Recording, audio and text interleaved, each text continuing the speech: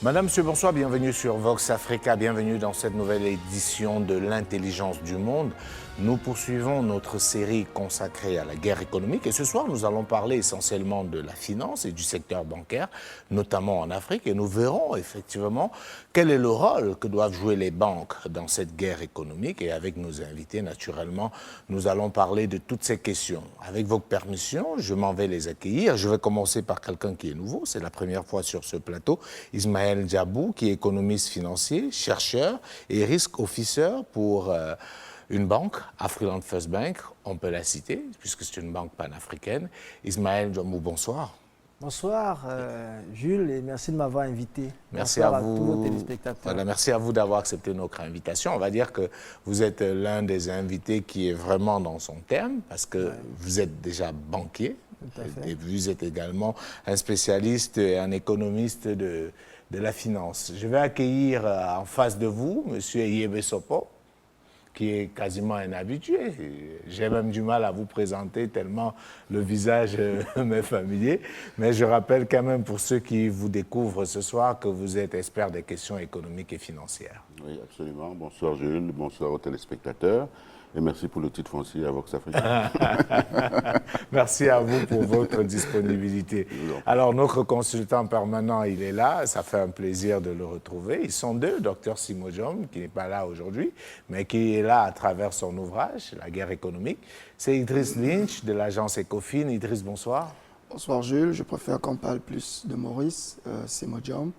On n'est pas toujours en accord sur certaines approches de la réflexion sur l'intelligence qui doit être déployée en Afrique, mais ce livre, c'est quelque chose d'appréciable et que personnellement j'apprécie énormément parce qu'il balise, il collecte des données très importantes et on ne cessera d'inviter les opinions publiques africaines à prendre du temps pour le lire, de bien comprendre parce qu'au fond, il pose des problèmes et des problématiques qui sont au cœur de notre développement futur. Et à bien y regarder, c'est quasiment, j'ai bien fouillé, c'est quasiment le premier ouvrage d'un auteur africain sur ce sujet de la guerre économique. Et c'est tout encore à son mérite et au mérite de ceux qui ont soutenu cette initiative.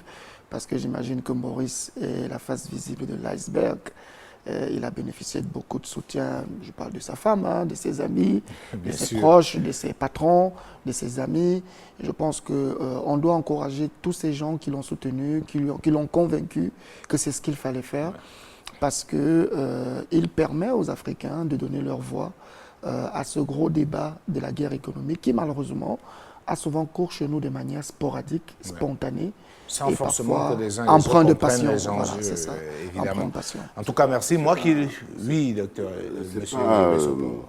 C'est pas facile parce que, comme le dit Idriss, c'est un livre qui est riche en enseignement. En fait, c'est un livre qui est là pour servir aux gens qui veulent aller en profondeur dans les recherches universitaires parce qu'il donne énormément d'informations, énormément de pistes de réflexion et de développement et d'inclusion. C'est-à-dire à chaque fois qu'on parcourt le livre, on a l'impression avec des exemples, des cas pratiques,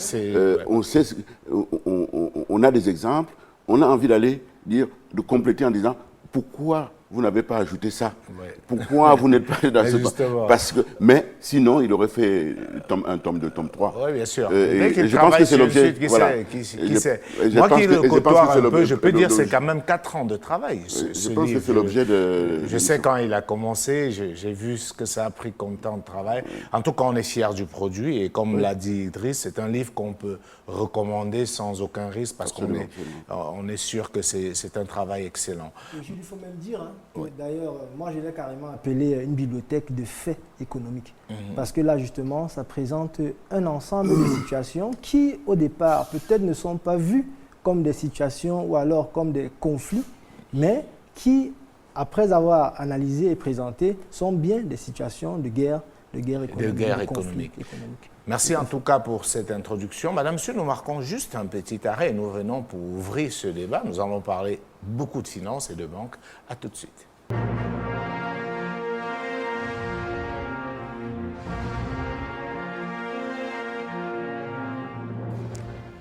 De retour sur ce plateau de l'intelligence du monde, alors on va ouvrir le débat. Je vais donner la parole peut-être déjà à Idriss Lynch. On va parler de la finance et on ne saurait parler de la finance internationale sans revenir sur la grande crise qu'a connue justement le monde financier il y a quelques années de cela. Alors, comment est-ce que cela peut être perçu? Parce qu'il y a eu beaucoup d'analyses autour de cette crise-là. Est-ce que c'était un calcul stratégique? Est-ce que cette, j'ai envie de dire, cette catastrophe n'était pas organisée? Parce que certains, on l'a entendu certains le dire. Alors, que s'est-il réellement passé? Non, je pense qu'il y a, comme l'a d'ailleurs très bien soulevé Maurice dans son livre, il y a plusieurs hypothèses. Maurice en a retenu 3. Donc, l'une très importante qui est celle d'un certain Alan Greenspan. Pour ceux qui ne le connaissent pas, c'était le gouverneur de la Banque centrale des États-Unis à une époque, un peu comme le gouverneur de la Banque centrale de la CEMAC, la BEAC ou la BCAO en Afrique de l'Ouest. Donc, lui, il avait pensé que c'était juste un accident. À une époque, il avait pensé que c'était un accident. Évidemment, il ne pouvait que défendre cette position. Et on peut comprendre cette position d'Alan Greenspan lorsqu'on lit un livre qui a été écrit par un de ses successeurs, qui s'appelait Ben Bernanke, qui lui a vraiment géré cette crise-là et qui raconte dans son livre, parce qu'il explique, il justifie un peu le fait que l'Amérique ait été contrainte de poser un acte sur lequel on ne l'attendait pas, l'interventionnisme de la force publique sur des questions où on avait défendu le libéralisme absolu. Donc lui, il avait montré en quelque sorte, avec des témoignages des uns et des autres, que la théorie d'Alan Greenspan c'était totalement la faute d'Alan Greenspan, qui à un moment donné, avec les lobbies du secteur de la finance à Wall Street, notamment ce qu'on appelle les FIRE, les Financial and Insurance Real Estate, le lobby de ces acteurs de la finance, les politiques, notamment Bill Clinton et même après lui George Bush fils, parce qu'il y a eu le père avant, qui s'était mis à l'esprit qu'on va relancer la croissance américaine en donnant plus de crédits aux Américains pour avoir des logements, et un ensemble d'autres personnes qui avaient déjà attiré l'attention sur le fait que déréguler la finance pour permettre de toujours sortir plus de produits financiers avait enrichi les gens de Wall Street, avait mis les investisseurs sur un certain pan de risque. Personne n'avait voulu le voir jusqu'à ce que la crise éclate. Donc, il y a beaucoup de théories. L'autre théorie aussi qui est sur laquelle je discute beaucoup, c'est celle d'un très grand auteur que malheureusement il n'est pas africain. Il s'appelle Adam Tooze, que j'invite aussi beaucoup de lecteurs à lire. C'est Adam Tooze, lui, pensait carrément que finalement il y a une stratégie pour éponger un peu l'épargne d'une certaine classe montante qui était en train de monter, qui avait fait une épargne. On leur a donné la possibilité d'acquérir des maisons, même comme ils n'avaient pas des profils d'emprunteurs qu'on dirait... oui, il ne donnait pas toutes les garanties. C'était voilà. des crédits avec des risques très élevés. Et il fait noter dans ses recherches que géographiquement, c'est des zones où il y avait plus de Noirs, où il y avait plus d'Hispaniques, et que la crise n'a pas eu que comme conséquence, on reviendra dessus, de créer une situation difficile sur les marchés financiers, mais ça aussi, replonger ces gens-là, des Noirs, des Hispaniques, dans l'extrême pauvreté, parce que finalement, leurs down payment qui avaient été apportés ont été absorbés avec les problèmes de la crise hypothécaire. Alors, je vais écouter Ismaël Djambou sur la question. Cette crise financière, on peut dire aujourd'hui qu'elle est un peu derrière nous, mais elle a créé une onde de choc dans le monde économique et financier. Tout à fait. En fait, la crise des subprimes, qui, justement, comme disait mon prédécesseur, avait déjà pour principal corollaire ces crédits qui étaient donnés à blanc, on va le dire ainsi. Et ceci a créé dans l'économie un choc systémique qui justement s'est propagé dans toute l'économie. D'abord aux États-Unis et après au niveau international. Et ceci a eu pour conséquence justement l'avènement d'un ensemble de réglementations qui ont été des réglementations pour venir carrément embrigader le système financier international et par ricochet le système financier africain, avec notamment un ensemble de normes internationales qui ont été érigées, notamment BAL 3, qui est une émanation carrément de cette crise financière. Donc, ce qu'il faut dire clairement, c'est qu'avec ce choc international, nos économies également ont eu un choc au niveau de leur sphère réelle. Parce que le problème, c'est basculer carrément de la sphère financière vers la sphère réelle. Il y a certainement eu des problèmes dans la sphère financière de l'économie américaine avec les contreparties dans la sphère réelle, mais davantage dans nos économies, on a eu des problèmes dans notre sphère réelle de l'économie, dans nos importations, dans nos exportations même, en termes de quantité, en termes même de produits à importer et à exporter. Justement. Donc, oui. Vous voulez terminer? Oui, donc voilà de façon claire ce problème. Ben, je voulais quand même dire quelque chose par rapport à la dérégulation. Parce qu'il faut dire que ce sont des politiques qui ont été érigées sur la sphère internationale par ces mêmes, je vais les appeler les autorités internationales, et qui avaient pour but de libéraliser l'économie. Mais on voit bien que là, il y a eu comme une prise au piège de ces mêmes personnes qui présentaient le libéralisme comme étant un apogée, une panacée. Maintenant, elles-mêmes se sont retrouvées prises au piège et elles ont demandé l'intervention de l'État. Or, pour elles, l'État devait être un arbitre. Oui, l'État ne un devait régulateur. un régulateur qui ne devait pas se retrouver comme acteur sur le marché financier.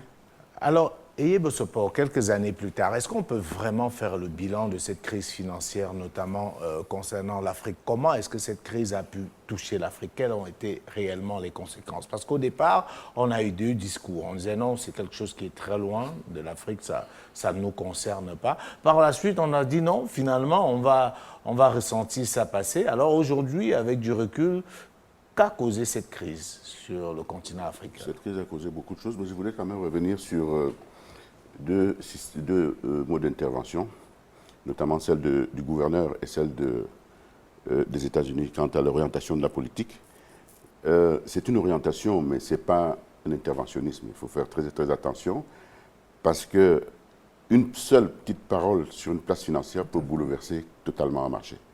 Il suffit que le directeur du Trésor américain dise que je vais baisser les taux d'intérêt demain, ou qu'il ait l'intention qu'on soupçonne pour que les marchés bougent. Et si les marchés bougent, ça veut dire qu'il y a des contreparties qui vont se mouvementer en place, notamment, on parle du dollar, et c'est intéressant parce que dans le livre du Dr Simodjom, il parle justement de cette dîme que les banques internationales payent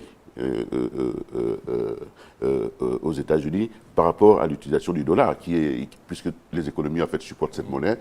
Et c'est alors à partir du moment où ça impacte une partie du monde, telle que on parle de l'euro ici, parce que nous sommes concernés liés en ce sens, alors automatiquement nous avons un effet boomerang. Hein.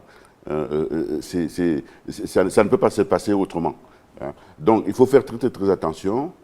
Une seule information sortant, surtout aux États-Unis, et le dollar, la plupart des économies financent cette monnaie. Et au jour d'aujourd'hui, le Forex, c'est quand même entre 6 et 10 milliards de dollars de transactions en termes de volume par jour. Ça veut dire que vous avez une bourse comme New York, Tokyo, Singapour, Londres, qui vous font un volume de transactions journaliers de ces niveaux-là. C'est quand même assez important, ce qui veut dire que quand il y a une inflexion sur une donnée financière, ça se répertorie automatiquement sur les autres monnaies qui sont cotées au Forex en paire, en tenant compte de la valeur dollar. Bon, donc, je voulais préciser ça. Oui. Par rapport à ce qu'Idriss a dit, qu'il y a deux niveaux d'intervention.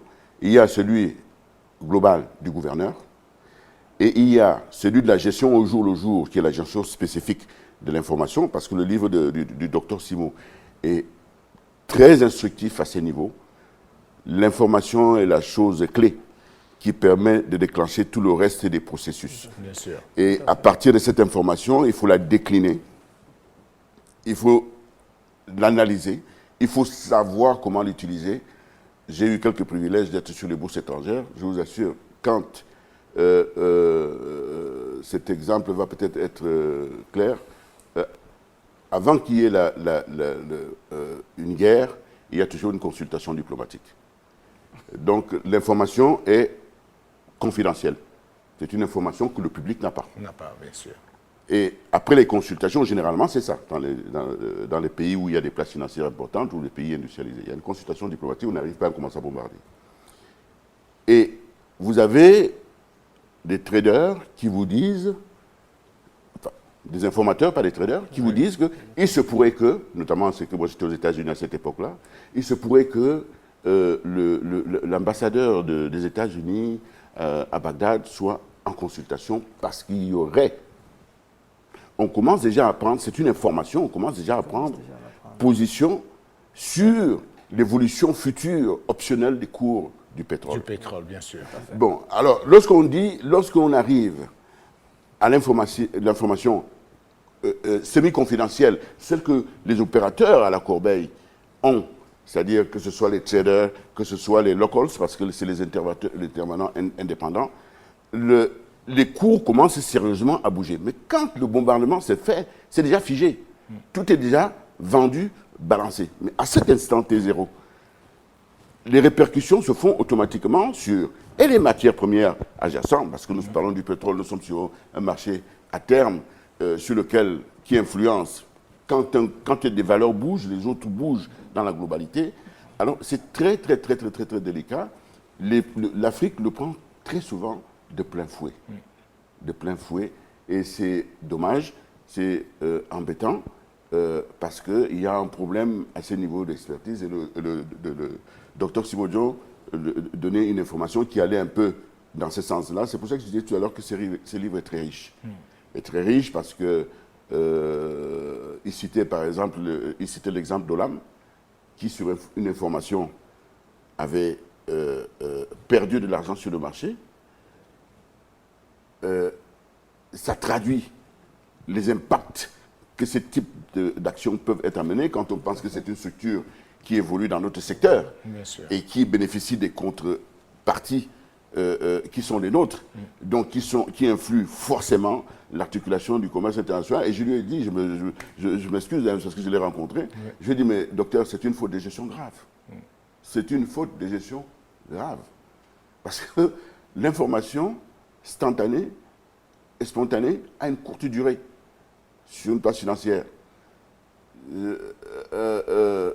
Mais parce que l'information qui conditionne le cours, parce que l'émission d'actions ou de valeurs, c'est pour financer le développement de l'entreprise. Quand il s'agit d'obligations, c'est pour refinancer des créances, les titres sélectifs des créances. Donc, l'information structurelle elle-même, elle est sur du moyen et long terme. Mais le ponctuel, c'est pour des prises de bénéfices, c'est le boursicoteur, c'est le machin, mais c'est une erreur de gestion très grave, qui n'a pas de... Parce que le gestionnaire, à ce moment-là, on devrait se poser la question, est-ce qu'il n'a pas eu le temps de se couvrir sur le marché? Pourquoi ça s'est fait comme ça? C'était technique. Mais nous, on prend ça de plein fouet. Alors, je reviens à Idriss Lynch qui voulait réagir par rapport à ce que vient de dire M. Yebessopo, mais je voudrais profiter de cette prise de parole pour qu'on essaye un peu de ramener les choses un peu plus terre à terre, parce que depuis le début de l'émission, ça parle de concepts, ça parle beaucoup de choses très savantes, très techniques. C'est la qualité du livre. Je connais aussi que le secteur financier, c'est un secteur assez technique et opaque, mais je voudrais qu'on ait une pensée pour ceux qui nous regardent, qui ne sont pas forcément des spécialistes, mais qui ont un besoin de comprendre de quoi il est question. Idriss. Je pense qu'on peut vraiment essayer, nous tous, de ramener ça à des choses plus simples. Ce que surtout je voulais dire, c'est que les acteurs du marché, côté financier, côté investisseur, comme M. Sopo, ont toujours tendance à minimiser le rôle qui a été le leur. Et peut-être ce n'est pas faux.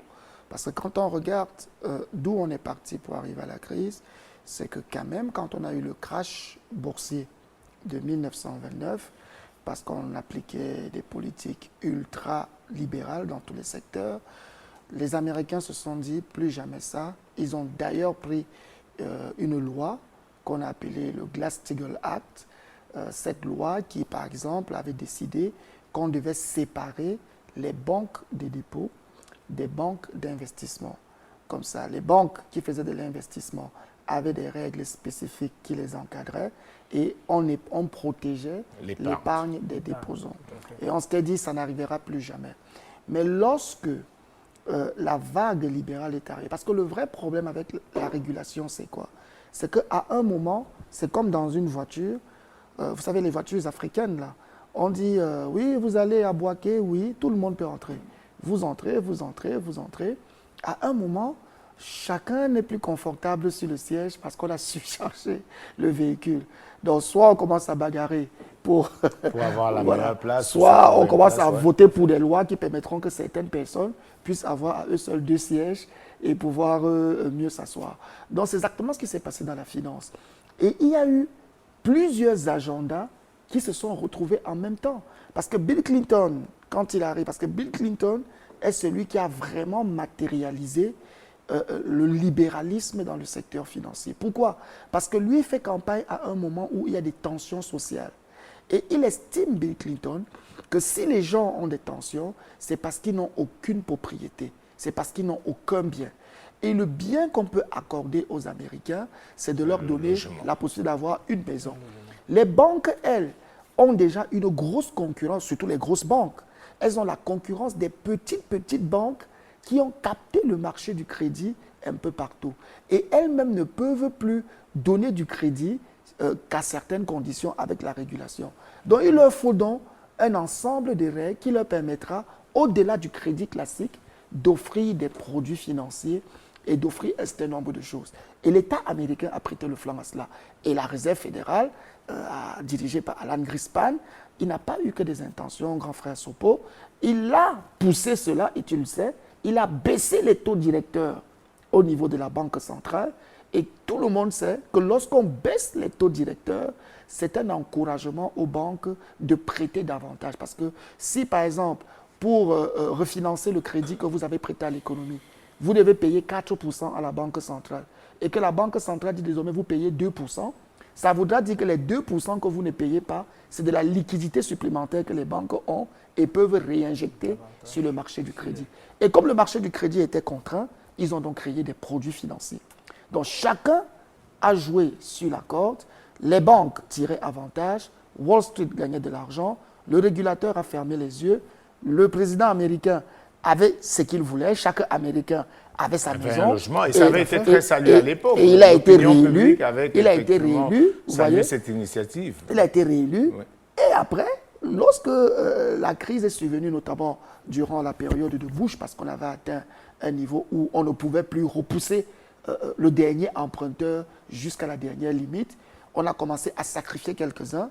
Lehman Brothers est tombé. Mais ce qu'on oublie de dire, c'est que l'une des conséquences de la crise financière aux États-Unis, c'est que des centaines de petites banques sont tombées et que les grandes banques, parce qu'elles étaient considérées comme too big to fall, pour to fail, c'est-à-dire que trop grosses pour tomber en faillite, ont donc été soutenues par du quantitative easing, autant que les banques américaines qui avaient investi sur les titres et obligations pourris des États-Unis, qui ont aussi bénéficié d'un appui de la banque. Je vais écouter rapidement Ismaël Djambou sur la question et on revient à M. Yebe Sopo et on va passer à une autre étape. Oui, Jules. Il faut dire que par rapport à la dérégulation sur l'ensemble de ces marchés financiers, il faut d'abord comprendre que déréguler signifie justement changer les règles du jeu et en garantissant les intérêts. Donc, il faut dire que l'ensemble des acteurs, comme disait Idriss, avaient trouvé leur intérêt à changer la manière dont les choses étaient faites. À changer cette façon de faire là. Et justement, tout le monde gagnait. jusqu'à ce que la machine se grippe avec justement ces crédits toxiques qui étaient incapables d'être remboursés. Il faut même préciser que c'est quelque chose qui a été vu au préalable, c'est-à-dire le risk follow qui a été analysé, on voyait bien que la capacité financière des personnes qui devaient être, donc, à qui on accordait ces crédits n'était pas une capacité financière suffisante pour pouvoir faire face à ces crédits, mais on leur a quand même donné des crédits. Ceci signifie justement que au préalable, il y a eu comme une intervention de l'État, comme une orientation justement de la politique de l'État par rapport à ces crédits. D'où l'intervention de l'État, bien que on nous présente le libéralisme comme étant ce qui a été... Fedi Maï qui donnait ses crédits pour voilà. au départ. Je préfère que nous on dise parce que Eyebe, il est très supporter du Wall Street. Donc en général, non, je vais vous dire. Ce sont ses amis, non, je vais vous dire. Il a travaillé Même la manière dont on dit que les Américains ne pouvaient pas rembourser le crédit n'était pas vrai. Parce que quand vous voulez obtenir du crédit aux États-Unis, vous apportez un down payment, ce qu'on appelle la caution. Non, si vous apportez un down payment, oui, si vous, oui, un collatéral, si vous n'avez mais... pas un profil d'emprunteur. Mais les profils d'emprunteurs, c'est quoi? C'est qu'il faut noter que les riches familles blanches, malheureusement, les riches familles blanches avaient travaillé le profil emprunteur. Parce que dès le bas âge, des enfants de blancs pouvaient facilement accéder au crédit, rembourser leur crédit, ce qui n'était pas toujours le cas pour des noirs qui sortaient à peine de la ségrégation. Ou pour des hispaniques qui venaient à peine d'arriver aux États-Unis. Donc pour la plupart d'entre eux, ils avaient du cash, mais ils n'avaient pas la capacité d'avoir un bon profil créditeur. Le gouvernement américain l'a fait. Monsieur Eyebe ne pas se défendre parce qu'il est attaqué frontalement par Église. Il m'a traqué, il m'envoie à Wall Street.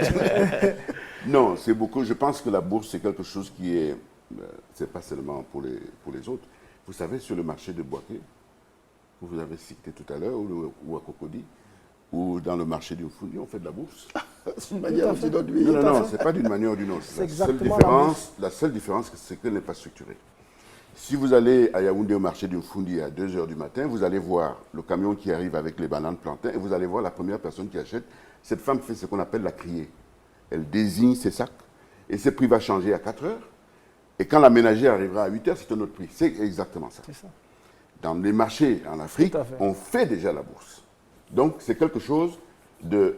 Il faut bien expliquer ça aux gens, il faut bien le structurer pour que les gens s'approprient et s'accaparent de ces mécanismes qui paraissent sorciers, alors qu'en fait, ils les pratiquent tous les jours.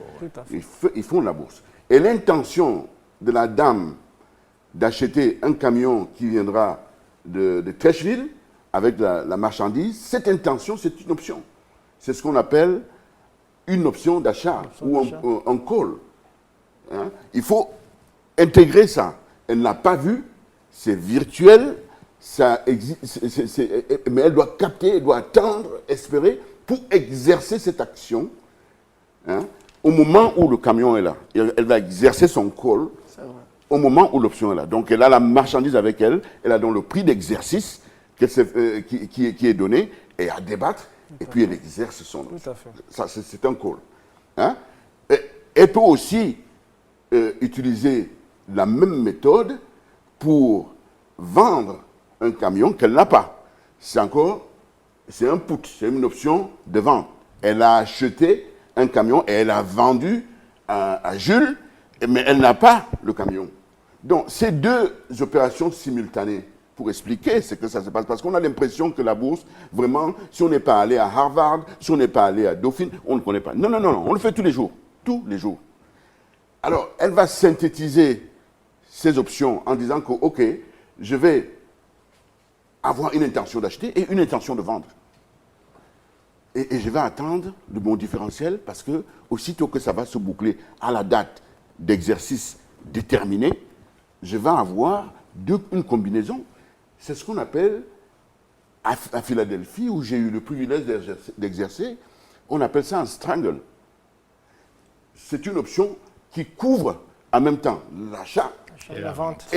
Tout à fait. Je sors de cet aspect parce que sinon on va aller dans un cours qui, j'aurais pu expliquer ça pour déterminer, parce qu'on a évoqué le cas de Hollande, pour expliquer, parce qu'on doit diluer, que le public comprenne de quoi il s'agit et que ça ne paraisse pas sorcier, ces choses-là. Clinton part d'une idée saine, le besoin d'accès à la propriété. Mais les instruments existent. On ne va pas les créer. Ils existent. Ils vont changer de dénomination, mais ils existent.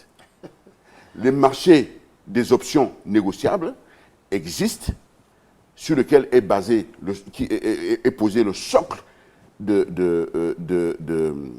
comment on appelle ça, de l'immobilier. Parce qu'on parle, on parle du marché de l'hypothèque pour mettre le socle de l'immobilier et on met des options dessus. Ces options existent déjà à Philadelphie, qui est la plus grosse place financière sur le traitement des options négociables. Et c'est ces options, c'est ces intentions qui s'écroulent, qui causent le choc. Donc ça veut dire que ça existe. Maintenant, les banques, qu'est-ce qu'elles ont joué comme rôle? Les banques avaient des valeurs où elles ont profité pour placer en même temps dans le circuit. Parce qu'il ne faut pas oublier une chose qui est importante dans les bourses étrangères, dans les places financières étrangères, c'est qu'il y a le marché de la dette. Bien sûr. Je peux acheter votre dette, etc., exactement comme vous achetez du crédit. Bien sûr. Bon, tout ce mélange a conduit à une situation de crise. Je ne sais pas si le gouvernement américain, c'est à ça que Dés et moi, on n'est pas tout à fait d'accord. Je ne sais pas si le gouvernement américain a insufflé de pouvoir aller acheter la dette pour couvrir une opération. Je ne pense pas. C'est un marché assez libre. Je dis que les paramètres sont là. Mais on pense quand même que dans une logique politicienne, Clinton a favorisé parce qu'il voulait incontestablement, Clinton a créé un cadre favorable. Mais je vous assure, croyez-moi, j'ai été sur des places financières, que ce soit en Europe, que ce soit aux États-Unis, j'ai exercé à des places financières. Une simple petite information, un simple petit jeu en termes de taux, de la gestion du taux au jour le jour, vous perturbe un marché. Oui, donc, je ne sais pas si, même si la politique, parce que c'est pour ça que je dis toujours, est-ce que c'est un pays dirigiste? Parce que la finance est libérale, très bien, mais la finance est libérale, non seulement posée sur un socle, qui a des paramètres qu'on peut gérer d'une façon ou d'une autre, et ensuite, avec une accélération des données dans le monde qui a créé la virtualité, et cette virtualité qui s'accélère de plus en plus avec d'autres méthodes. On a maintenant les bitcoins, etc., etc. On continue dans cette virtualité qui sont, pour moi, des accélérateurs de croissance. Et ces accélérateurs de croissance peuvent arriver à créer plus tard exactement ce qu'on a eu en 2008 sur les subprimes. Terminons rapidement sur cette question, Idriss et Ismaël, et puis on doit passer à la pause. C'est bien parce que le banquier va nous reprendre après. Tu vois, il voit ça comme des opportunités. Mais en réalité, les banques avaient déjà le socle de l'investissement sur des options telles qu'il disait. Sauf qu'avec la régulation qui existait, le Glass-Steagall Act, ces banques n'avaient pas le droit d'engager une certaine partie de leur... D'ailleurs, elles ne pouvaient pas, les banques commerciales, les banques de dépôt, engager les dépôts de leurs épargnants sur ces produits qui étaient risqués. Mais avec la dérégulation, les banques ont pu investir là-dedans et avoir la possibilité, après avoir acquis ces actifs, de les mettre dans des packages et de les redistribuer à d'autres investisseurs, notamment les fonds spéculatifs, les fonds de pension. Tout le monde gagnait de l'argent parce que, et peut-être lui qui est banquier, il sait très bien que aujourd'hui, par exemple, en zone CEMAC, on reviendra sur l'Afrique bientôt, en zone CEMAC, en zone Afrique, la contrainte aujourd'hui que les banques ont, c'est qu'elles sont liées par l'exigence de fonds propres. C'est qu'une fois que la banque a créé le crédit, elle a aussi créé un compte bancaire pour quelqu'un et elle doit avoir des fonds propres qu'elle doit reverser à la Banque centrale. Or, les banques étaient coincées et avaient donc besoin que Bill Clinton dérégule tout ça. Et ils ont dû apporter la réforme bancaire qui a permis aux banques de s'enrichir. Les banques ont financé la campagne de Bill Clinton. Les organismes de réflexion ont dilué l'opinion publique américaine. Chacun était content d'avoir sa maison. Et 20 ans après, la pauvreté s'est installée. On a vu les conséquences. Rapidement, Ismaël les amis de tout à fait, Jules. Tout à fait, Jules. Parce que là, nous sommes vraiment dans le hall de la guerre économique. On voit bien que l'ensemble des acteurs essaient justement de sauvegarder leurs intérêts. Et là, on voit bien, d'ailleurs, je suis d'accord avec Simon Diom qui présente comme un ensemble de préalables pour qu'on parle de guerre économique, il présente le troisième préalable, il dit qu'il faut qu'il y ait concordance entre les enjeux financiers et les enjeux politiques. Donc je vois bien que là, il y avait une concordance entre la volonté politique qui était présentée par le président américain de ce moment-là et les enjeux de l'ensemble des acteurs de la sphère financière. Et du coup, tout le monde trouvait son compte. Et voilà, nous sommes arrivés à cette situation. Nous allons marquer un arrêt et nous revenons dans la deuxième et dernière partie de cette émission. Nous allons nous consacrer exclusivement à l'Afrique et notamment au secteur bancaire parce que c'est un élément hyper important et nous allons pouvoir nous étendre là-dessus. Madame, monsieur, à tout de suite.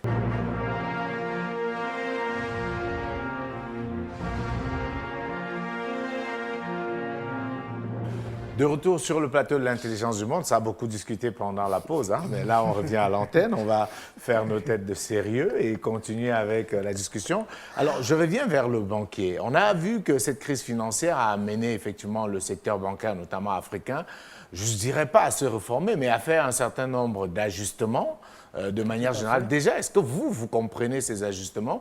Parce que est-ce que c'était des ajustements nécessaires connaissant le contexte africain, etc. Alors, voilà la question que je vous pose. Non, alors, il faut dire que chaque fois qu'il y a une information internationale qui est véhiculée dans ce sens, il faut toujours qu'il y ait un ajustement des institutions financières de la place, que ce soit en zone CEMAC, que ce soit dans toutes les zones africaines.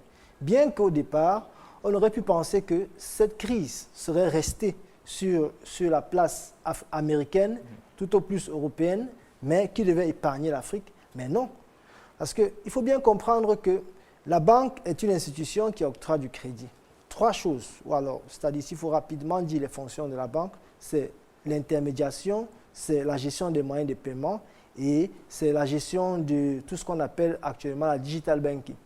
Alors, le pan essentiel qui est consacré au crédit a beaucoup d'interactions avec la sphère réelle de l'économie, c'est-à-dire avec la production. Donc, un producteur qui vend à l'extérieur exclusivement et qui vient vous demander des crédits ou des remises documentaires, vous voyez bien qu'avec cet avènement de la crise, vous ne pouvez plus vous comporter exactement comme vous vous comportiez avant la crise. Donc, il y a quand même eu, je dirais, ce comportement des banques-là, mais il faut souligner que avec la régulation, avec la réglementation en zone CEMAC notamment, les banques ont été davantage résilientes. Voici justement où le taux de change a vraiment aidé les banques. Bien que le taux de change a souvent un effet pervers qui ne donne pas assez de manœuvres pour pouvoir avoir accès aux devises. Il faut quand même dire que dans le cadre de la crise financière, le taux d'épargne a quand même joué pour beaucoup dans la stabilisation de notre système financier. Alors, Eyé Bessopo, il y a un certain nombre de choses qu'on entend réellement dans le secteur bancaire. Aujourd'hui, on est en pleine guerre économique. C'est une guerre qui a des leviers. On l'a vu au long de toutes les émissions sur lesquelles il faut pouvoir jouer. On a parlé de la monnaie, on a parlé effectivement de l'information qui est au cœur de tout ce système. Alors, les banques, dans cette bataille économique, que doivent-elles faire? Quel doit être le rôle des banques dans cette bataille? À mon avis, les banques devraient de plus en plus dématérialiser leur système. Tel que monsieur le disait tout à l'heure. Monsieur Djambou. Djambou, pardon, excusez-moi. Djambou disait tout à l'heure. S'il ouvre un crédit documentaire, c'est-à-dire s'il engage un effet commercial qui va être payé à l'extérieur, comment est-ce que ça va se passer? Tout à fait. Ça. Ils ont, dans le secteur bancaire, à cause de la crise, dématérialiser de plus en plus le système pour pouvoir permettre de sécuriser les informations et de sécuriser les flux.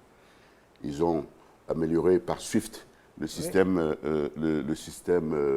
ça s'appelle le transfert qui s'arrime à Sigma, qui est le RTGS, le Real-Time Gross Settlement, qui permet de, voilà, à partir d'un certain montant, de créditer les comptes avant même compensation et justificatif des transferts.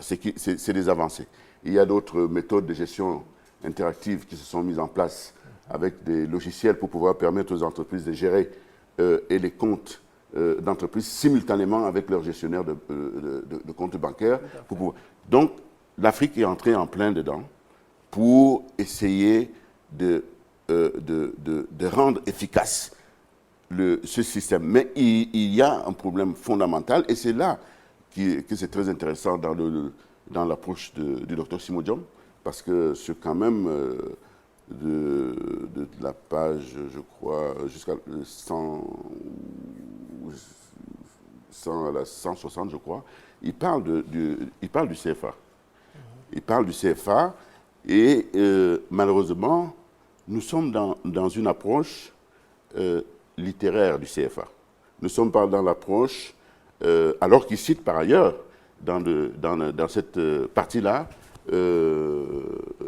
Dieudonné Somba, qui a fait un essai, sur la monnaie binaire. Sur la monnaie binaire, qui est une tentative réelle d'une des solutions qui pourrait être utilisée. Pourquoi je dis ça?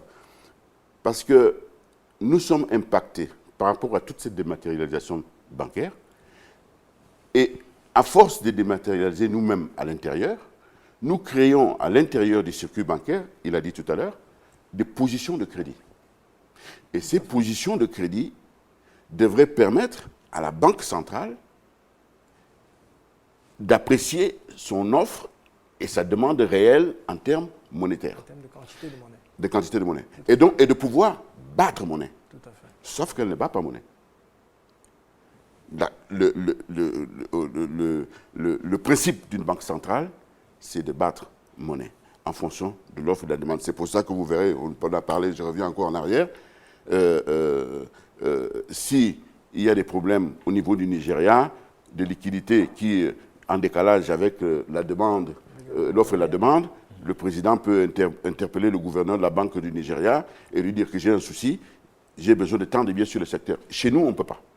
On ne peut pas. Donc, nous allons créer donc des positions de crédit réelles sur le marché, et en même temps, nous ne pouvons pas battre monnaie parce qu'elle vient à partir d'une autre quotité, ce que nous on appelle monnaie, c'est-à-dire cet instrument de paiement vient à partir d'une autre quotité d'appui et qui ne correspond pas forcément à notre offre et à notre demande globale. Pose donc un problème et montre donc le besoin important de nier sur le mécanisme de cet instrument de paiement qu'on utilise en termes de monnaie localement. Et c'est pour ça que je disais, c'est très bien ce que le docteur Simon-Diom a fait, mais chaque fois j'avais envie de dire, mais pourquoi tu ne vas pas plus loin? Pourquoi tu cites Dieudonné et Somba et sans aller plus loin avec lui? Vas-y plus loin, parce que c'est l'autre guerre. C'est l'autre guerre. C'est une vraie guerre économique en termes de valeur monétaire. Est-ce que au jour d'aujourd'hui, d'autres solutions ne pourraient pas être adaptées parce que nous avons quand même des comptes de réserve externes, ce qu'on appelle les comptes d'opération. Est-ce que ces comptes d'opération ne pourraient pas plutôt, au lieu d'être convertis, si on est dans le concept d'une monnaie binaire ou d'une autre valeur style éco, est-ce que ces comptes d'opération, qui est nouveau en Afrique de l'Ouest, est-ce que ces comptes d'opération ne pourraient pas plutôt servir, sans convertibilité, sans qu'on les convertisse, de fonds de garantie, puisqu'ils sont alimentés à partir de l'exportation, pour pouvoir supporter, renforcer la position refuge de ces monnaies qui se créent à l'intérieur du jeu. Je dis, c'est une bataille très importante qui joue énormément sur les flux à l'international et les exportations et la rotation des produits à l'interafricain. Donc, je comprends très bien, sauf que vous nous avez un peu éloignés. Moi, je voulais qu'on parle de banque, mais vous nous avez amené beaucoup plus sur la monnaie. Je comprends qu'il y a un lien. C'est pour dire la difficulté que la banque, tout en dématérialisant, tout en se donnant une position de crédit, parce qu'en fait, c'est le rôle. Parce que sinon, la banque, elle fait quoi? Il a bien dit, c'est un intermédiaire. Et cet intermédiaire doit vivre. Et s'il n'est pas sécurisé dans ses actions, il meurt. Alors, Voilà. Et c'est par ces biais, ces flux permettent à la banque de vivre. Et si la banque ne peut pas s'exprimer de façon fluide dans ces flux, tout en ayant des positions, on va lui dire qu'elle est surliquide. Oui, elle est surliquide au niveau du crédit, mais elle n'a pas le fiduciaire. D'accord. Alors, Idriss, avec vous, je vais essayer de ramener encore une fois Un peu plus bas. un peu plus Peut-être bas. qu'on va un peu d'abord plus- ramener, avant que tu me poses ta question. Oui, Effectivement, oui, vas-y. la banque et la monnaie sont liées. La banque commerciale et la monnaie sont liées. On dit souvent que la banque centrale bat où il met la monnaie, mais ce sont les banques commerciales qui créent la monnaie. Et les banques commerciales créent la monnaie par le crédit. Lorsque je vais dans la banque panafricaine que vous avez citée et que je leur dis que je veux de l'argent pour acheter une maison ou pour faire n'importe quoi, la banque panafricaine que vous avez citée dit « Ah, Idriss, tu es un bon gars, tu passes à l'intelligence du monde, voilà 100 millions. » Ces 100 millions, elle ne les a pas. Mais elle doit simplement reverser une quantité de fonds propres à la banque centrale, ça doit être 8%, je peux me tromper, pardon, 8%, afin de pouvoir, 15%, afin de pouvoir, 15% au total. voilà, 15% au total, par Mais rapport la aux 100 la millions première. qu'elle m'a créés. Donc, plus la banque panafricaine que vous avez peut verser les 15% à la banque centrale, plus elle peut prêter. Mais qu'est-ce qui s'est passé aux États-Unis? C'est qu'on a permis aux banques commerciales de ne même pas pouvoir, de transformer les 15% qu'elles doivent payer en produits financiers qu'elles ont injectés dans des filiales qui n'étaient plus incorporées dans les banques américaines. Et parlant de l'Afrique, moi j'ai envie de dire que la nouvelle régulation dont tu parles, c'est un peu comme quand tu entres dans un de ces bus camerounais où il y a un mec qui vous dit qu'il a une herbe, un monsieur, pardon pour l'expression, qui vous dit qu'il a une herbe qui peut soigner 75 maladies. Quand il y a eu ce problème, parce qu'il faut très bien comprendre pourquoi la régulation s'est transformée en Afrique. Ce n'est pas parce que les Africains voulaient forcément, mais quand vous regardez la constitution de l'actif global du secteur bancaire africain, il appartient à 60% à des capitaux étrangers. La plus grande banque d'Afrique, Standard Bank, qui est une banque sud-africaine, appartient à 21% à une banque chinoise. Et quand vous regardez dans le domaine de l'investissement, aussi bien ceux qui investissent en prêtant de l'argent, ou bien ceux qui investissent en prêtant aux entreprises, en prêtant de l'argent aux États par les bons, ou alors en prêtant aux entreprises, la plupart de ces banques sont des banques étrangères. Vous avez un pays comme le Ghana, dont 24-28% de la dette locale a été achetée par des investisseurs internationaux. Donc pour que ça marche, vous devez forcément accepter une régulation. Et le prétexte qu'on a pris, et même les banquiers africains étaient d'accord, sans avoir perçu comment ça se passerait, c'est qu'on leur a dit, rappelez-vous des crises bancaires africaines des années 80. Au Cameroun, on en connaît plein. On a la Biao qui est tombée en faillite parce que les gars avaient pris l'argent, disaient qu'ils étaient proches du pouvoir, ils n'avaient pas remboursé. Les entreprises sont tombées en faillite. Il y a eu une grosse crise bancaire qui a coûté à l'État du Cameroun pratiquement 800 milliards. Donc, mais cette régulation aujourd'hui, on est en train de l'imposer parce qu'elle n'est totalement pas adaptée. Et les réflexions sont menées là-dessus. Est-ce qu'on doit encore vraiment contraindre les banques africaines à prêter à leurs économies alors que les banques européennes elles-mêmes ne peuvent pas nous prêter de l'argent? Est-ce qu'il faut assouplir le système monétaire, sortir des systèmes de collatéral, notamment avec des avoirs extérieurs nets, afin de libérer le potentiel? Dans tous les cas, un pays comme l'Italie nous donne une voie à suivre. Elle a dit, mettez vos régulations bancaires, pas de problème. Nous, on va créer des mini-bons du Trésor et on va refinancer les entreprises. Alors, j'ai envie de poser la question aux banquiers. Est-ce que ces réformes-là vous semblent adaptées? Parce que c'est la question de fond aujourd'hui. Est-ce que les réformes qui ont été faites, qui vous sont imposées, vous, en tant que banque aujourd'hui, correspondent à la réalité de notre économie, correspondent à la réalité de notre système financier? Parce qu'on sent bien qu'une fois de plus, l'Afrique s'est retrouvée contrainte d'adopter un certain nombre de choses qui n'ont rien à voir avec sa réalité. Non, alors il faut quand même rappeler que le secteur de la banque est un secteur assez particulier. Et lorsqu'on dit ça, il faut toujours peser le couple risque et rentabilité. On voit bien que le désir de l'économie, c'est davantage d'injection. Mais il y a un problème fondamental dans nos économies, c'est l'information. M. Yébé parlait déjà de l'information tout à l'heure. Parce que c'est le premier input de crédit, c'est l'information. Le deuxième, ce serait alors les réserves, c'est-à-dire la monnaie. Monnaie plus information donne alors le crédit. Mais on se rend bien compte qu'il y a un problème, il y a un problème d'information, la capture d'information. Si maintenant je dis, Monsieur Jules Domché, où est-ce que vous habitez? Vous allez me dire que vous habitez derrière un bar où c'est écrit on prend un couloir, on tourne, on va. Alors, il y a un problème de structuration même d'abord de notre économie pour que nous puissions capter l'information sur les personnes qui pourraient, du crédit, voilà, qui pourraient solliciter du crédit. Donc, mais à côté de ceci, il faut aussi souligner que il y a aussi un problème d'objectif de politique monétaire. Ça, il ne faut pas le cacher. Parce que la politique monétaire peut avoir au moins deux objectifs. Un objectif d'inflation qui a été pensé après la Deuxième Guerre mondiale jusqu'à nos jours, et l'objectif de croissance. Il n'y a pas, en Afrique, il me semble, il n'y a pas un bon dosage de politique de croissance, c'est-à-dire un désir de vraiment soutenir les économies. On va se rendre compte qu'aujourd'hui, en Europe, on octroie les crédits à 1%, 2%, carrément. Il y a même des crédits à taux zéro. Alors, il y a des crédits à taux zéro. En Afrique, ce n'est pas possible du tout de faire du crédit à moins de 5%, 7%. Non, et on a des crédits assez importants. J'ai envie de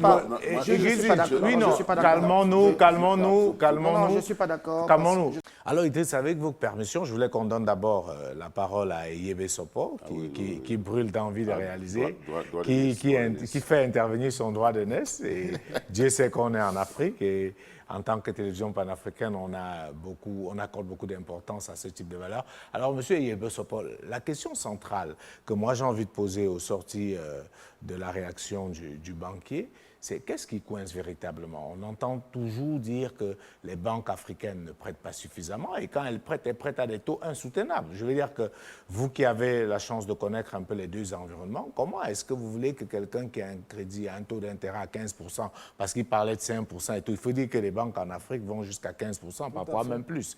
C'est juste inimaginable. Qu'est-ce qui peut justifier ça? Mais c'est le manque de la liquidité et y est sans y être.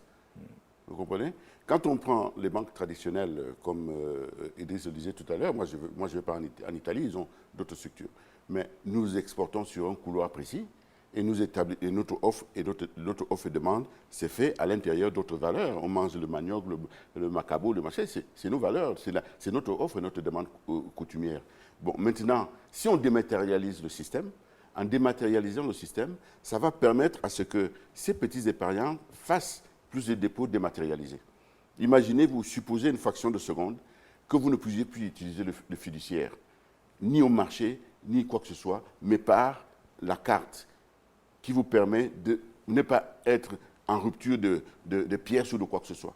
Vous allez, à force de rotation, créer des positions de crédit dans votre banque qui vont se répertorier sur la banque centrale qui, elle, n'a pas le pouvoir d'imprimer des créations de monnaie, puisqu'elle attend d'ailleurs. Mais vous avez cette position, ça veut dire en fait vous êtes crédible, mais vous ne pouvez pas avoir de l'argent. Alors que s'il n'y avait pas ces machines. Mais si vous aviez cette dématérialisation, vous serez crédible et vous aurez en même temps l'argent parce que vous pourriez payer. Vous comprenez un peu? J'ai dit, cette dématérialisation, pour moi, elle est bénéfique pour l'Afrique. Il faut aller de plus en plus vers ça pour pouvoir permettre à ce que ces problèmes de fiduciaires qui se posent sur la plupart des marchés, vous allez au Congo, vous allez au Gabon, vous allez au Cameroun, les problèmes du fiduciaire se posent, et encore plus aujourd'hui, tel que disait le banquier tout à l'heure, à l'exportation, vous avez des problèmes, il n'y a même pas de devise. Bien sûr. Alors, on va résoudre donc un problème à double effet. Enfin, c'est ce que je pense par rapport à cette... D'accord. On va donner la parole à Christine. On va dire à notre téléspectateur qu'on est victime d'un problème technique, ce qui perturbe sérieusement l'évolution de cette émission. Je vais donner la parole à Idriss, qui sera aussi un peu comme votre mot de fin par rapport à Oui, tout ce je qu'on n'ai pas s'est de dit. problème avec ça. Je pense que la digitalisation, la dématérialisation sont une option, effectivement, qui peut être sérieuse. Ça permettra peut-être de créer un supplément de flux de monnaie sans avoir besoin forcément d'avoir du fiduciaire, comme il dit, parce que le fiduciaire est un problème pour la BEAC qui doit... Parce qu'il coûte cher aussi, le fiduciaire. Il coûte cher. Ça, c'est vrai. Mais il ne faut pas oublier que, et là, je ne suis pas un professeur, lui, il est plus expérimenté, mais il ne faut pas oublier que, de l'expérience que j'ai, la création monétaire doit toujours se justifier par rapport à un collatéral de production. Mais bien sûr. Et je pense qu'aujourd'hui, et il a aussi raison, IEB, c'est de dire que malheureusement, toute la production monétaire dans beaucoup de pays africains repose encore sur des matières premières ou sur lesquelles nous n'avons pas forcément le contrôle. C'est le contrôle des matières premières, on l'a vu précédemment, est le fait des entreprises étrangères et des entités étrangères. Il reste des subsides en termes de quantité réelle de revenus nets pour l'Afrique sur laquelle on peut adosser la création monétaire. Et c'est un tout petit peu faible. Moi, je pense pour ma part qu'il faut que les banques soient plus inventives. Parce que quand il dit, mon confrère banquier, que la création, le crédit doit aligner le couple risque et rentabilité, j'ai dit, eux, ils réfléchissent plus en termes de rentabilité. Ils ne veulent pas prendre plus de risques que cela. Et évidemment, on a des banquiers centraux qui n'ont pas eux-mêmes beaucoup d'ingéniosité et qui passent le temps à nous appliquer des choses qu'ils ont reçues, des conférences internationales à New York. Et qui ne traduisent pas la réalité. Parce que, est-ce que cette réglementation et Chris Lynch ne pénalise pas? Parce que je pense que quand on voit des banques qui évoluent aujourd'hui, et on parle d'un certain nombre de banques qui essayent et qui pourraient même pouvoir faire mieux, mais qui sont totalement bloquées par cette réglementation qui n'a rien à voir avec la réalité. Non seulement elle pénalise des banques locales qui ont un sphère de marché réduit et qui ne peuvent pas aller sur les crédocs, comme les grandes multinationales, bancaires, même africaines. Mais en plus, elles sont en train de tuer la banque africaine. Parce qu'aujourd'hui, à quoi on assiste par exemple au Ghana? L'essentiel des petites banques qui étaient vraiment ghanéennes, avec des capitaux ghanéens, ont soit fusionné, soit été absorbées par les plus grosses, parmi lesquelles on retrouve des groupes français, des groupes soit être obligé d'aller chercher des fonds d'investissement ailleurs parce que aujourd'hui, les fonds propres deviennent une exigence. Je ne dirais pas la bêtise, mais le problème de cette régulation, c'est qu'elle n'est même pas une réponse à la guerre de la libéralisation financière que nous posent les pays étrangers. Le problème de cette régulation, c'est qu'elle est un peu comme pour être sexy. Parce qu'au final, la régulation devrait par exemple coûter, selon une étude qui a été menée par Finactus, c'est une très grosse firme d'analyse qui est basée au Maroc, devrait coûter autour de 1000 milliards, je crois, soit de dollars, soit de francs CFA, mais un peu plus que ça, 1000 milliards de dollars. C'est un argent que les Africains ne trouveront pas pour financer le renforcement de leurs banques. Alors soit leurs banques vont disparaître, soit elles vont être absorbées par les plus grosses. Et c'est ça le plus gros problème de cette transformation des régulations. Et les banques étrangères qui auront pris le positionnement sur les marchés bancaires africains ne prêteront pas forcément aux économies africaines. Parce qu'elles-mêmes, ces banques étrangères, ont des régulations dans leur pays de maison mère qui leur imposent de ne pas prendre un certain nombre de risques. Donc, soit elles vous imposent leurs régulations, soit elles s'en vont, comme a fait Barclays Bank.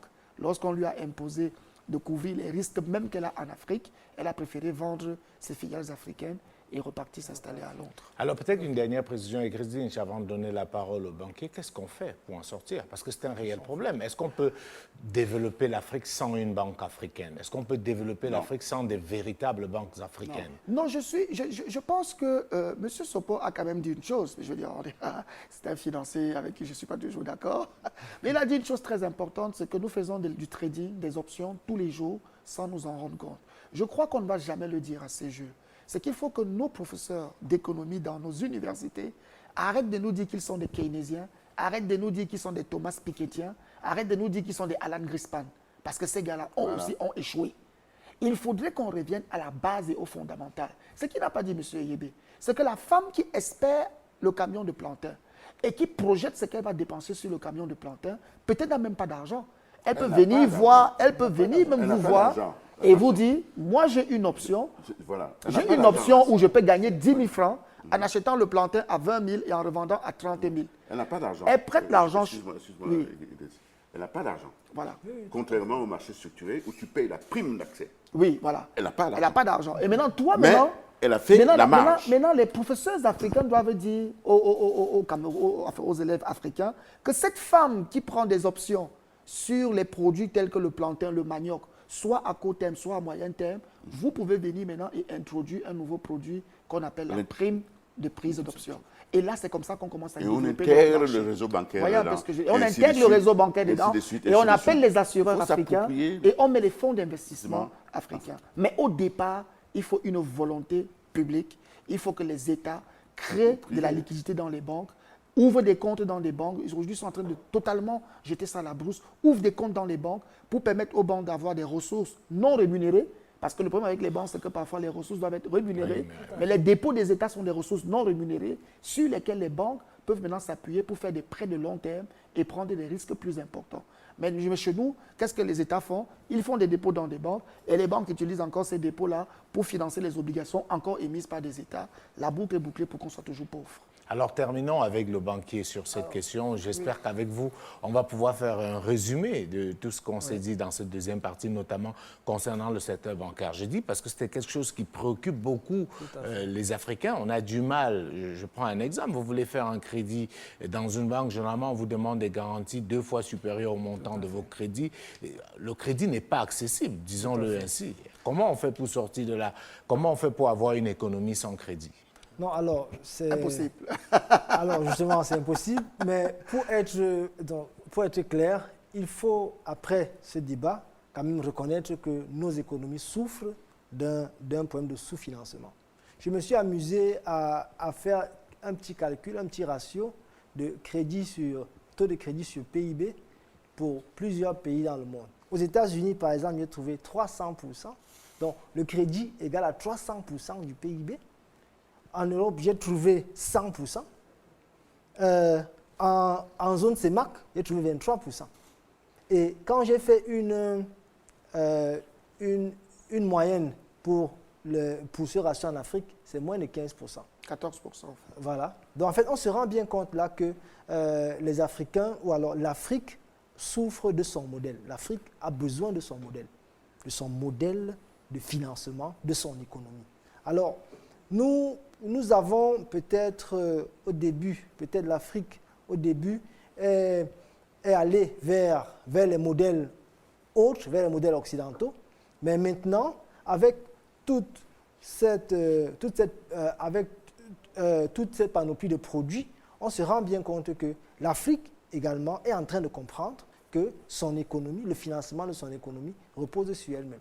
Donc, il y a des modèles qui marchent, qui ont démontré qu'ils peuvent marcher sur l'ensemble ou alors sur une bonne partie des territoires africains. Par exemple, les modèles MC2, qui sont des modèles de financement à la chaîne, qui permettent alors à tout le monde, sans collatéral nécessaire absolu, de pouvoir accéder au crédit pour pouvoir financer son activité. Mais c'est bien que vous en parlez, mais vous savez que le modèle MC2, notamment au Cameroun, est en train de mourir, s'il n'est pas déjà mort, parce qu'il y a justement eu une réforme imposée par la COBAC et qui crée beaucoup de problèmes. Vous qui êtes un peu de l'intérieur, vous pouvez mieux en parler que nous. C'est un modèle qui, du moins au Cameroun, est en train de mourir totalement. Non, alors, c'est-à-dire, quand on parle des modèles qui peuvent marcher, si nous essayons de faire une partition de l'Afrique, alors nous serons hors sujet. Parce que si on parle du Cameroun exclusivement, alors on parlera d'un ensemble... Enfin, de la zone CEMAC, parce que c'est une réglementation de la zone CEMAC. Voilà. Le modèle, il se comporte très bien en Afrique de l'Ouest, notamment en Guinée. Il est en train de se développer dans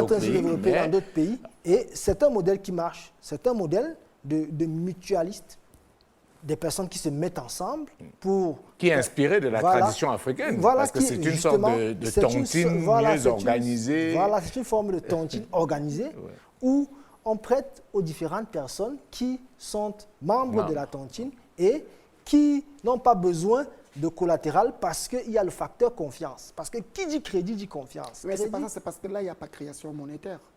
Non, là, il y a création monétaire. Non, il y a la masse. Mais la banque, non, il y a création monétaire. Il y a octroi du crédit sur la masse existante, mais il n'y a pas de création monétaire. Non, il y a création monétaire parce qu'il y a crédit. Parce qu'il y a crédit, il y a taux d'intérêt. Et au fur et à mesure, c'est ainsi que la cagnotte se forme et on peut aller au-delà. Donc, on voit bien que ces modèles peuvent marcher. Alors, il y a d'autres modèles qui peuvent être développés par les Africains et même dans les centres de recherche en Afrique, il y a des modèles qui sont en train d'être mis en place. Moi, je pense que l'Afrique a besoin de son modèle. Absolument. Et une fois que ces modèles... Et il ne faut pas toujours attendre qu'un modèle soit optimal pour le lancer, pour commencer. Parce qu'il faut oser. Et au fur et à mesure, on va affûter le modèle et on pourra engranger toute l'Afrique. Absolument d'accord. Oui, et Oui, et d'ailleurs, ce modèle participe du gap, justement, que j'évoquais tout à l'heure. C'est-à-dire la femme qui vend, comme tu l'as aussi répété, la femme qui vend le manioc, la banane plantain, l'igname, etc., le sorgho. Elle entre dans ce type de Oui, on a vu les MCD, c'était plus dans le monde rural, on a vu tous ces petits commerçants. C'est ça l'offre et la demande. C'est ça l'offre et la demande. Et qui donne une position donc, de crédit qui va faire que il faut battre. Et si en dématérialisant, on n'a pas forcément besoin de battre. D'ailleurs, si tu veux, je partage l'expérience, rapidement on va sortir, d'une microfinance au nord du Cameroun. Je connais le DG, c'est une microfinance, je ne vais pas donner son nom, on ne fait pas de la pub. Mais lui, il a... Mais vous pouvez donner, on est en train de parler des MC2. Donc, non, c'est le Crédit du Sahel, en fait. Il n'a pas forcément fait le MC2, mais il s'est rendu compte que les producteurs de riz avaient du mal à aller au-delà d'une certaine capacité. Oui. Alors, ce que lui, il fait, c'est qu'il prend sur lui le risque de leur donner du crédit, non pas en liquidité. Parce que parfois, dans les zones rurales, les gens prennent la liquidité pour aller faire autre chose. Le crédit n'est pas productif. Lui, il prend sur lui de faire plutôt ce qu'on appelle une approche participative. Donc, il prend le crédit, il achète l'intrant ou tout ce dont vous avez besoin pour doubler votre production. Et parce que vous avez produit 200 tonnes au lieu de 100 tonnes, sur les 100 tonnes que vous avez produit, il vous donne 50 tonnes, c'est pour vous. Et il prend donc 50 tonnes qu'il garde, et c'est pour lui. Et au final, il attend la période où les coûts du riz ont augmenté. Il vend, il se dégage une marge, il a remboursé son C'est de intérêt. très bons exemples. Et c'est des exemples parce que là, on l'a aussi vu. Parce que c'est un ancien de Merrill Lynch. Non seulement de Merrill Lynch, mais qui a une très grande expérience. Il a été un très grand banquier en Europe. On l'a aussi vu effectivement l'exemple que Chris dit dans le modèle MC2 où on a des paysans effectivement qui viennent stocker leurs marchandises puisqu'ils n'ont pas de garantie. Oui, ils viennent stocker leur cacao, leur café, etc. Ces process. Mais j'ai envie de dire, et on sort de l'émission là-dessus, pourquoi vous ne vous rébellez pas? Parce que cette réglementation, elle vous l'a imposée et on se rend très bien compte qu'elle est guidée, j'ai envie de dire téléguidée par des intérêts totalement étrangers. Ils n'ayons pas peur de le dire. On sait très bien comment ça se passe au niveau de la COBAC, au niveau de la BEAC, etc. Pourquoi est-ce qu'on n'a pas un mouvement de rébellion fort? Parce que vous êtes en train de nous dire, OK, on sait que cette réglementation n'est pas bonne, on sait qu'elle déstructure l'économie africaine. Vous avez pris des exemples. Pendant que les autres sont à 300%, à 100%, on est à 14% en Afrique. Mais vous restez tranquille, vous êtes un peu complice. Non, alors, il faut dire que nous sommes justement dans le hall de la guerre économique. Nous disons ça. Alors, dire que nous sommes en guerre, c'est-à-dire nous sommes en affront, nous sommes front contre front, c'est-à-dire intelligence contre intelligence. Il ne s'agit pas de fuir alors. C'est-à-dire, nous faisons un ensemble de propositions. Alors, et au fur et à mesure, on voit quand même qu'il y a des changements. Il y a notamment dans la collecte des ressources. On voit bien que dans plusieurs pays aujourd'hui, quand vous allez à l'école, au lycée, c'est l'intendant du lycée qui recevait de l'argent et il vous faisait la facture comme ça. Or, actuellement, et dans beaucoup de pays africains, alors tous les systèmes sont digitalisés. D'ailleurs, au Cameroun, par exemple, à la rentrée scolaire, aucun paiement ne se fera si ce n'est de façon digitale. Donc on voit bien qu'il y a une dématérialisation, justement, dont parlait M. Yébé, avancée, qui sont, n'est-ce pas, fruits des propositions. Donc au fur et à mesure, on avance. L'Afrique n'a pas à avoir peur ou alors à penser qu'elle n'est pas en train d'avancer, les choses bougent, mais très lentement. Vous avez peur de la rébellion. Peut-être pas à un rythme. La vérité, pour conclure. Oui, la vérité, elles ne peuvent pas se rebeller parce que 65% des actifs bancaires africains appartiennent à des étrangers. Elles sont des actifs qui rémunèrent des investissements qui viennent des endroits où il y a justement la fabrication. Non, prenons la plus grosse banque panafricaine, M. Yébé. Ecobank, elle appartient à qui? Elle appartient à Netbank, le groupe sud-africain, la Public Investment Corporation, qui est le fonds de pension des Sud-Africains fonctionnaires, Et Netbank appartient à qui? Old Mutual, bien sûr, il y a eu des mutualisations, mais les actionnaires de Netbank restent des fonds britanniques. Je ne me lancerai pas dans le débat. Étant à Wall Street, je ne me lancerai pas dans le débat. Standard Bank appartient à qui? Standard Bank appartient aux Chinois. Encore une fois, je ne me lancerai pas dans le débat. Merci beaucoup, merci en tout cas, merci à tous les trois d'avoir accepté de venir à notre invitation. C'est un débat assez intéressant. Madame, Monsieur, nous vous remercions également de nous avoir suivis. Nous sommes désolés pour les soucis techniques que nous avons connus au cours de cette émission, mais ça a été un plaisir, comme c'est déjà le cas à chaque fois, d'être en votre compagnie. Prenons rendez-vous la semaine prochaine pour une nouvelle édition de l'Intelligence du Monde. D'ici là, portez-vous bien et restez fidèles au programme de Vox Africa. Bonsoir à tous.